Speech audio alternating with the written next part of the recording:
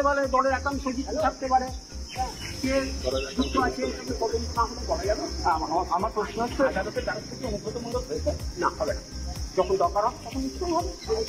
মানে এই যে এআই অডিও আপনি যেটা বললেন, মানে এটা কি বিজেপি বলছেন? তো ভাই তোমরা দেখলে ভিডিওটা দেখে এবার তোমাদের কি মনে হচ্ছে বলো? এই হোয়াটসঅ্যাপ গাইস, পিগলু তোমরা সব পিগলু 00। তো গাইস আজকের ভিডিওটা কি হতে চলেছে? হ্যাঁ, কি হতে চলেছে, অনুব্রত মণ্ডলের ভয়েস কল কিন্তু এআই আর্টিফিশিয়ালি তৈরি, এটা সত্য প্রমাণ অলরেডি হয়ে গেছে। হ্যাঁ বন্ধুরা, তোমাদের এটাই মনে হচ্ছে তাই তো? না ভাই, আজকে আমি তোমাদের এই বিষয় নিয়ে কিছু কথা বলতে চাই। দেখো এই লোকটাকে তোমরা দেখতে পাচ্ছ, এই লোকটা কিন্তু মানে চাটে হরলিক্স, বুঝতে পারছো? মানে এই লোকটাকে দেখে মনে হচ্ছে যে মানে অনুব্রত যেখানে নিজেই স্বীকার করে নিল ভাই যে আমি এটা করেছি, ভুল করেছি। না, উনি ওনার ভুলটা রিয়েলাইজ করেছে, পরে উনি বুঝতে পেরেছে যে এটা উনি একটা ভুল করেছে। হতে পারে সে ওনার গলার ভয়েসটা সেদিনকে শুনে আমার মনে হচ্ছিলো যে লোকটা একটু পান টান করেছিল, হয়তো সেদিনকে হয়তো ওষুধটা উনি খেতে ভুলে গেছে, সেই ওষুধের জায়গায় হয়তো কেউ পানি খাইয়ে দিয়েছিল। তো ব্যাপারটা ওইটা না ভাই, ব্যাপারটা হলো যে এই লোকটা আরে ভাই এই লোকটা বলছে এআই দিয়ে তার ভয়েস তৈরি হচ্ছে, যেখানে সে নিজে স্বীকার করে নিচ্ছে এটা আমি ভুল করেছি। আর এই লোকটা উনি বলছে যে অনুব্রত মণ্ডলের ভয়েস এটা উনি বলেনি, এটা অনলি অন এআই দিয়ে ওই ভয়েসটাকে করা হয়েছিল। ভাই ভাবতে পারছো মানুষ কতটা আপন হলে এরকম কথা বলতে পারে? হ্যাঁ, তবে উনি একা নয়, আরও একজন যুব নেতা, ওর নামটা আমি ঠিক জানি না, তো ওর ভিডিও আমি বানাবো যদি পরে সময় হয়। তো সেও বলছে যে এডিট করে বানানো।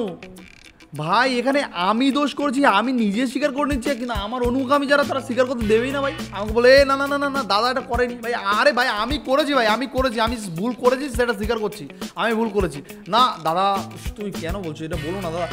দাদা করেনি, এটা এআই দিয়ে তৈরি। আরে দাদা তুমি দেখো আইসি, তুমি এটা ভুল করেছো, কিন্তু এটা দাদা করেনি, এটা হলো ও এডিটিং করেছে। বাহ বাহ বাহ, মানে ভাবো, মানে অ্যাকচুয়ালি এখানে ব্যাপারটা সমস্যাটা জানো কেন করছে এর এরকম? দেখো একটা গাছের তলায় অনেকগুলো ডাল থাকে, তাই তো? একটা গাছ অনেকগুলো ডালের উপর ডিপেন্ড করে থাকে, একটা গাছ তৈরি হয়।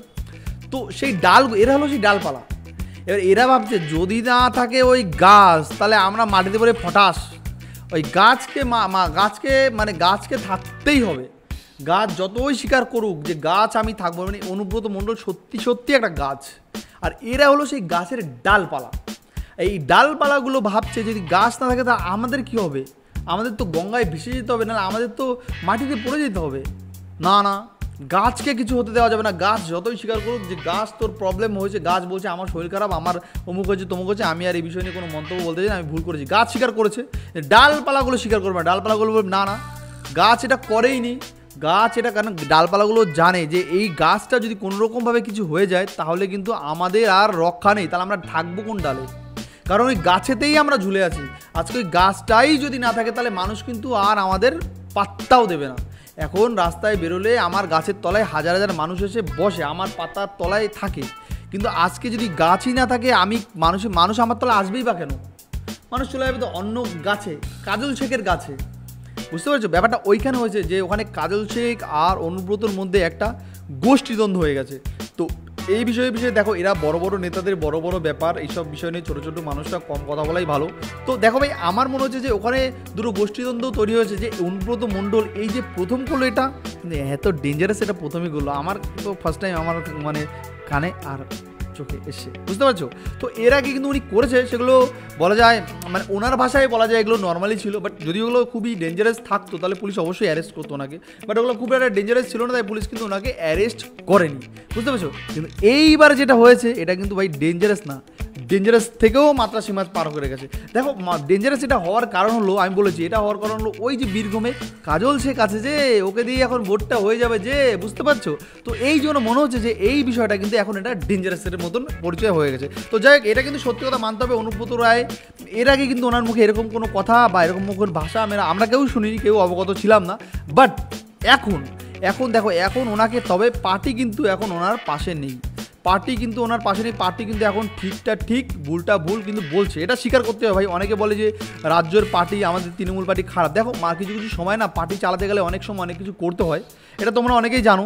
তো সেই ক্ষেত্রে এইবার কিন্তু অনুব্রতকে আর ছাড় দেয়নি। জানো কেন ছাড় দেয়নি? ওই একটাই কারণ ভাই, কাজল শেখ তৈরি হয়ে গেছে।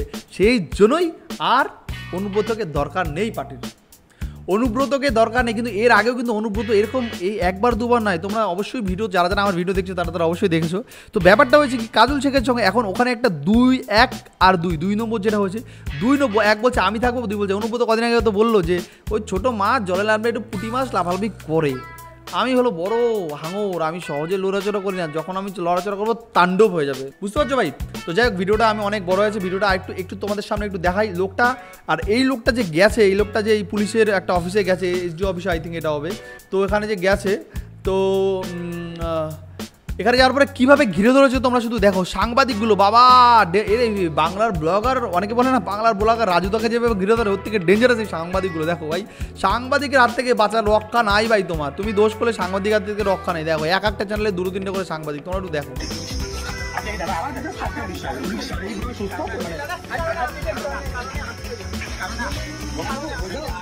দেখো লোকটা কোন দিকে যাবে, চারিদিক থেকে ঘিরে ধরেছে, সামনে পিছনে ভাই, সামনে পিছনে ক্যামেরা নিয়ে ঘিরে ধরেছে, বুঝতে পেরেছো? লোকটা কোন দিকে যাবে, যাওয়ার মতন কোনো রকম কোনো রাস্তা কিন্তু আমি দেখছি না, তোমরাও আই থিঙ্ক দেখছো না। দেখো লোকটাকে কীভাবে কনফিউজ, লোকটা আগের দিনকে বলেছিল যে ওই ভয়েস থেকে এআই দিয়ে তৈরি হয়েছে, বাট সেটা তোমরাও জানো, আমিও জানি ভয়েস এআই দিয়ে তৈরি হয়নি, ভয়েস অরিজিনালি ছিল ওটা।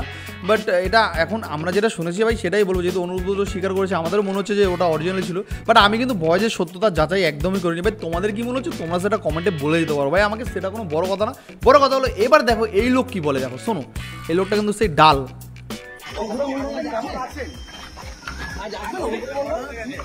আমার খুব কাজ আছে, আমাকে বলবে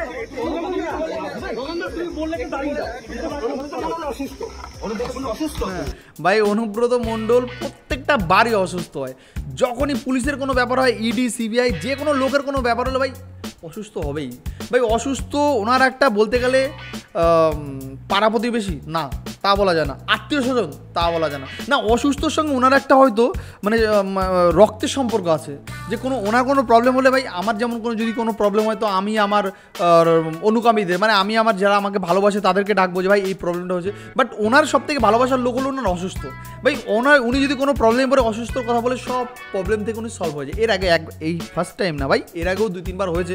বাট ওনার ক্ষেত্রে কোনো প্রবলেম হলে টুক করে অসুস্থ হয়ে যায়, মানে অসুস্থ সবসময় ওনার সঙ্গেই থাকে।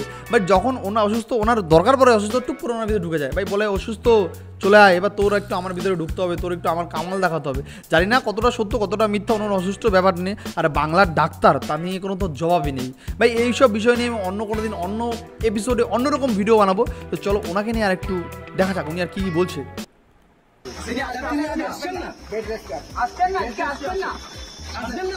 সেটা পুলিশকে জানালেন, সেটা পুলিশকে জানালেন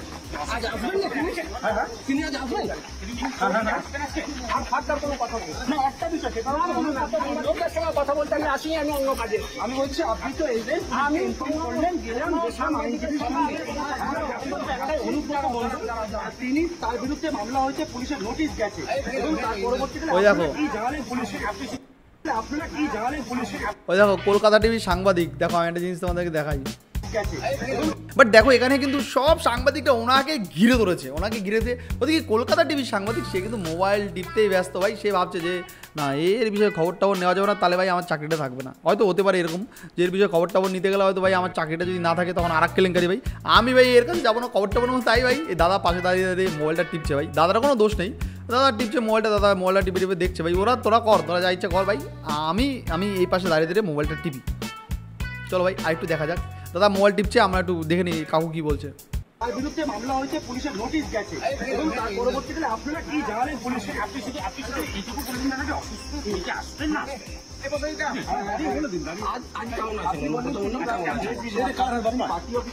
আমরা দেখেছিলাম, মানে সেই বিষয়টা মানে কি হয়েছে হঠাৎ অসুস্থ হয়েছে, এখন কি বেড রেস্টে আছেন, বাড়িতে আছেন, তাহলে তিনি আজ আসতে পারছেন না, গগনবাবু অনুব্রত বাবু আজ আসতে পারছেন না। এরপরে আমি আর একটা কথাও বলবো না, বারবার বাংলা বোঝেন কি বোঝেন না। দেখো ভাই লোকটা কিন্তু বিভৎস রেগে গেছে, বলছে এরপরে আমি একটা কথা বলবো না, বাংলা বোঝেন কি বোঝেন না, বুঝতে পারছো ভাই, এরকম রেগে গেছে লোকটা, মানে সত্যি তো উনি ওখানে গেছে ওনার মানে বুঝতে পারছো কার জন্য গেছে, তো গেছে ওনার পার্সোনাল কোনো কাজে হয়তো গেছে, তো ওখানে গিয়ে যদি এত বিরক্ত করে চারিদিকে যদি সাংবাদিকগুলো ঘিরে ঘিরে ধরে, তাহলে ওনার স্বাভাবিক করে রাগ তো হবেই ভাই। আইসক্রিম দেবে আইসক্রিম দেবে আইসক্রিম দেবে বারবার যদি কানের সামনে গড় গড় করে তো রাগ তো হবেই। তো এখন কিন্তু কাকু এমনি বয়স্ক, কাকুর বয়স আছে হয়তো, মানে একটু কনফিউজ হয়েছে, রেগে রেগে যাচ্ছে। তো যাই হোক, তো আমি ভাই ভিডিওটা আজকে অনেক বড় হয়ে গেল মনে হচ্ছে, তোমাদের কি মনে হচ্ছে ভিডিওটা বড় হয়ে গেল? তো এই ভিডিওটা কেমন লেগেছে সেটা কমেন্টে জানাও ভাই ভিডিওটা, আর কোন কোন বিষয় নিয়ে ভাই তোমার আর ভিডিও তোমরা দেখতে চাও সেটাও ভাই কমেন্টে জানিও যে কোন বিষয় নিয়ে তোমরা ভিডিও দেখতে চাও। আর ভাই এই কাকুকে তোমরা এই কাকুর বিষয়ে ছোট্ট একটা কমেন্ট লিখে যাও যে কাকুকে তোমরা মানে কি বলতে চাও, কাকুকে কি একটা মেসেজ দিতে চাও সেটা তোমরা কমেন্টের মাধ্যমে জানিও ভাই আমাদের দেশের লোককে, মানে আমাদের রাজ্যের লোককে। তবে আজকে ভিডিওটা এখানেই শেষ করছি, নেক্সট দেখা হচ্ছে আবার, টাটা বাই বাই।